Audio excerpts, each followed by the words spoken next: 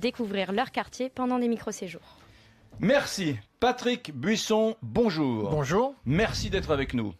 Merci à vous de m'accueillir. Vous publiez La grande histoire des guerres de Vendée chez Perrin. Et je ne vais pas faire comme quelques-uns de mes confrères. Je ne vous invite pas, au prétexte de ce livre, sur la Vendée, sur les guerres de Vendée, pour vous faire parler uniquement de la droite française. Parce que j'ai très envie que vous me parliez de la Vendée et de ce qui s'est passé en 1792-1793 en Vendée. Y a-t-il eu pour vous des petits ou des gros oradours sur glane dans la Vendée à la fin du XVIIIe siècle? Alors, vous disiez tout à l'heure que penser à rebours, c'est une manie chez moi. Non, c'est une discipline d'hygiène. Voilà. Et si on peut pratiquer aujourd'hui un peu d'hygiène collective, je m'en réjouis. On va le faire. Alors, la Vendée, oui, la polémique est autour de l'emploi du mot génocide. Y a-t-il eu, de la part de la Convention, un plan d'extermination méthodiquement appliqué par les troupes de Turreau, les colonnes infernales? La réponse, sur le plan historique, n'est pas douteuse.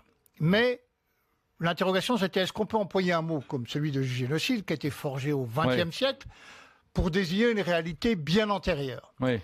Celui qui a forgé le nom de génocide, c'est un juriste polonais en 1942, qui s'appelle Raphaël Lemkin, a dit la chose suivante. Moi, il dit, j'ai simplement donné un nom moderne à une chose ancienne. C'est pas parce que les anciens ignoraient le mot qu'ils ignoraient la chose. Le génocide, c'est quoi? C'est s'en prendre à un groupe stable, permanent, ayant ses caractéristiques, sa spécificité. Il peut être racial, ethnique, religieux.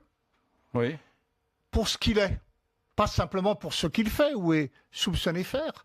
C'est pour ce qu'il est. Oui. Or, on est bien dans ce schéma. Les Vendéens ont été massacrés, persécutés en raison du fait que c'était une communauté paysanne attachée à la foi catholique, et c'est pour cela qu'ils ont été victimes de ce plan d'extermination. Vous savez, quand on regarde la littérature révolutionnaire, il y a une volonté d'animaliser l'adversaire. C'est un procédé qu'on retrouvera dans tous les États totalitaires. Enlever la qualité, l'humanité à ceux qu'on veut exterminer. Ouais.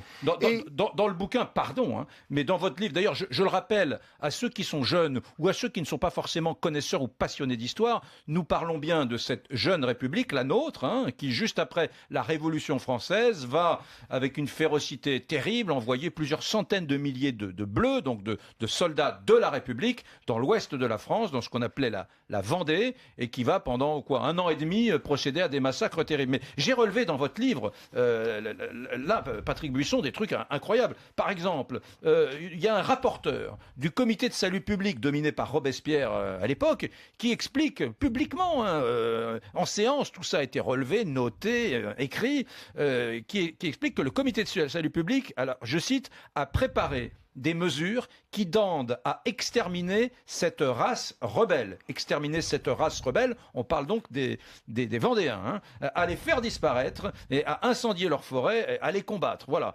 C'est faire son bien que d'exterminer le mal. Il parle de la République. Et puis, vous parlez aussi de Jacques Garnier, un député de Saintes à l'époque, qui prend la parole et qui explique à tous ces députés qu'il faut déporter la génération actuelle de Vendéens, etc. Et on parle bien à l'époque, on invente même le mot de dépopulationner, c'est-à-dire qu'il y a une ambition très claire de cette République. Je dis ça parce que je suis très embêté, parce que on dit tout le temps sur les plateaux de télévision, à la radio, avez-vous des valeurs républicaines? Telle politique ou telle autre politique n'a pas de valeurs républicaines.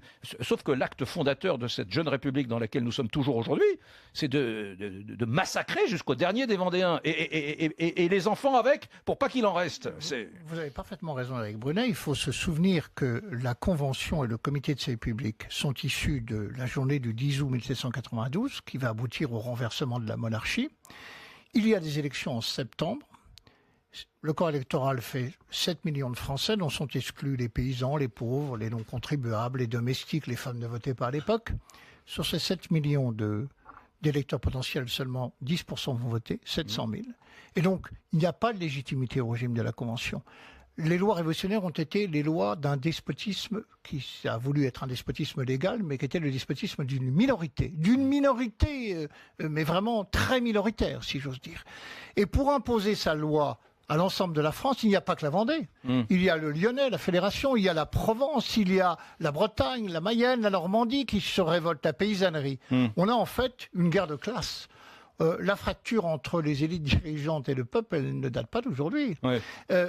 C'est à la fois un schisme religieux, politico-religieux, il se double d'une guerre sociale entre les bénéficiaires de la Révolution, ceux qui ont acquis les biens nationaux, la bourgeoisie, on va dire, pour faire dire les choses rapidement, et la paysannerie qui s'estime, elle, victime. Je vous disais tout à l'heure que cette littérature révolutionnaire, quand elle parle de race maudite, d'engeance maudite, elle désigne bien les Vendéens pour ceux qu'ils sont. Mais pourquoi la République, donneuse de leçons, pourquoi cette République-là, soucieuse de l'égalité des citoyens, qui donne des leçons au monde entier à partir de 1789-92 et qui continue à le faire aujourd'hui, pourquoi est-ce qu'elle ne m'a pas appris à l'école que son histoire, sa propre histoire, avait débuté par un génocide de plusieurs dizaines? Combien y a-t-il eu de morts en Vendée? 200 000? Écoutez, ouais, l'estimation la plus sérieuse est d'entre 150 et 190 000. Mais qu'elle a tué des gamins. Elle a, paraît-il, même construit des fours crématoires. C'est vrai ou c'est une légende, ça? Alors écoutez, qu'il y ait eu des Vendéens qui étaient jetés dans les foyers, dans les feux, c'est certain. Qu'il y ait des tanneries de peau humaine, c'est également quasi... Des tanneries de peau humaine? De peau humaine, on a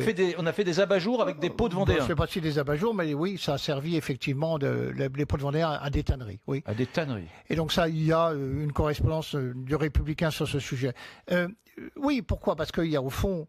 C'est tout le débat. Vous savez, longtemps on a prétendu que la République, l'histoire de la Révolution, c'était un bloc. On ne pouvait pas dissocier la terreur du reste. Heureusement, on a fini par dissocier ces 18 mois terribles de l'histoire de la Révolution. Parce qu'il y a Thermidor, il y a l'exécution de Robespierre qui met fin à tout cela.